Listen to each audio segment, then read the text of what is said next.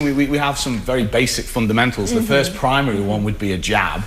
Now, a jab's thrown because you can keep a safe distance between yourself and your opponent, and by doing so there, if you throw another one for us, Julian, as well, we can do it quite quickly. And remember, boxing's about scoring points. It's not about knocking your opponent out. How do you score points? You score points by hitting in particular areas, obviously the head and down just above the groin area and just around to the side. So I'll get Julian to throw a 1-2 now, which would be a classic jab cross, the cross being the power punch. But with the cross, the thing which needs to be noted is that it actually needs you to move in, and when you move in, you're actually prone to actually getting hit yourself, so it's not as thrown as often. Take it one stage further with a jab cross hook. Okay, the hook, once again, one of the most famous combinations is a jab cross hook. If it's thrown properly, it can result in a very early shower for the opponent. Okay, so how authentic is this compared to the like the Nintendo Wii version? I play that one, you know. You get quite the workout. And, I've never won a Nintendo Wii, so I've never come close. I've been beaten by my 5-year-old many, many times. So I have no intentions of trying to compare it. I'm just curious, how do you pair them off? I mean, everybody will have a different level of fitness. Try to keep the fitness pretty much the same, because all participators are squad, but predominantly around age is going to be one, and then weight. Weight still remains a key criteria. You can't have a 105 kilogram fighting a 75 kilogram. So it's always male against male, female against female. Do you ever have a... Well, when Ivy came there, Ivy was one of the very early pioneers in the female side of the sport, so she had to actually get involved with some of the guys. So Ivy's done a lot of boxing with the guys. But Ivy, don't you worry about, you know, injuries? Like, you know, a bruised eye, or I don't know. I mean, this sport, we are well protected, because, in fact, when we box, we have to put on the headgear, and the gloves are very padded, so risk of injuries, I would say, is pretty low. And then with the training, we pretty much know what to do, so... How long have you trained before you actually went into the ring for a real fight? We went through a full 3 months training ahead of the event. Okay. Yeah.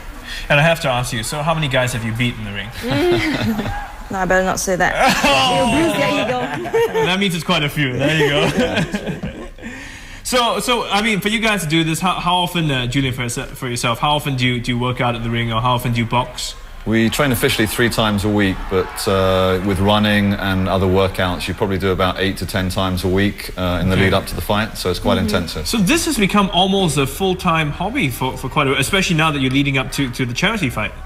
Yeah, I mean, the gym is pretty much busy 6 days a week at the moment, because as we get closer to fight night, more people want to get back into the gym and make sure that they're ready for the big night. And are you training them, or do they have their own regime? There's 4 coaches down at the club, and they range from ex-national boxer Alexis David to myself, to Sheridan Thomas, to one of the up-and-coming female boxers, Michelle Tavassi. Right. Okay. So how have you guys been doing? Have you been winning a lot of matches, or, you know, is it 50-50? What has been your first match I had to win was with my wife, because she was dead against it. But she said, you know, at your age you should take up stamp collecting. That's probably the better sport for you. But no, it's evenly matched. You get some good sparring sessions and bad. So it's overall it's good fun. Do you get nervous before you step into the ring? I mean, what goes through your mind as you fight? Yeah, you're absolutely petrified before you get in. It's you know, it's a long wait in the changing room, and it's a lonely place when you're in the ring and there's 1,000 people watching you, ready to fight. But as soon as the bell goes, as I say, it's all the butterflies fly away, and you focus on the fight. And here you're thinking to yourself, these people paid money to see me get beat up. Yeah, what's wrong with these guys? What am I doing here? And you know, what are they doing here? But it's everyone enjoys it, and of course the charitable element is the main thing. Yeah. So. What's the worst injury you've had thus far? Bloody nose and bruises and scratches, really. And Ivy, what do your parents say about, you know, you taking up the sport, or even your friends?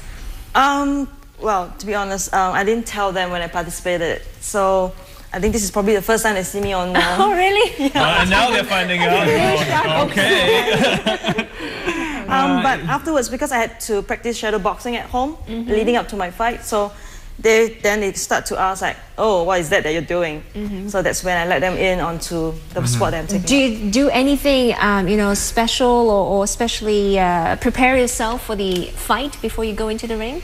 Like a personal ritual that you do? I don't know, a lucky charm that you take with you? Not really, just basically to calm myself down. It's a lot of self-talk, like, yes, I can do this, and just get out there and just block off all the noise and the distractions from outside, and just focus on what's to happen. I mean, does that really work? You know, you see it in all the movies, and the mirror, I'm like, yeah, I am a champion, I can do this, I can take him, you know, and then Yeah.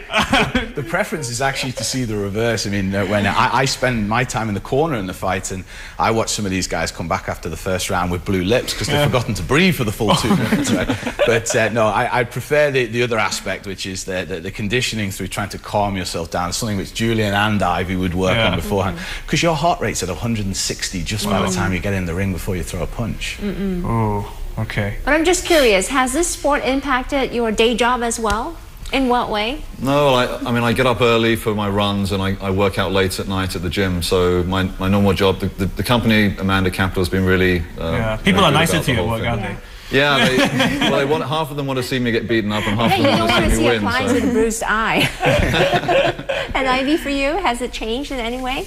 No, I'm blessed to be able to integrate this sport into my work. I now currently work for Vanda Promotions, headed by Ian. So I'm now more in the organizing part than participating. I see. Yeah. Okay, well, good luck, guys. Good luck for the fight. Thanks for coming in. Thank you. Thank you. And our guests this morning, Ivy Lim, Julian Andreas, and Ian Mulan, white-collar boxing enthusiasts. And there will be a charity fight night coming up in Singapore on the 18th of April at the Suntec City Convention Center. If you want more details on the event, and if you are perhaps thinking of getting a taste of this new sport, log on to this website, vandaboxing.com.sg. And on that note, we're going to wrap up Primetime Morning for this week. It's Friday, 3rd of April. Of course, catch us over the weekend for Primetime Morning, the lighter side. And also, do stay tuned because coming up at 10 a.m. we have live coverage covering Mr. Najib Razak, who will be sworn in as the next Prime Minister of Malaysia. We'll bring you that coverage live, so do stay tuned here on the channel. And otherwise, have yourself a great weekend. See you bright and early on Monday. All right.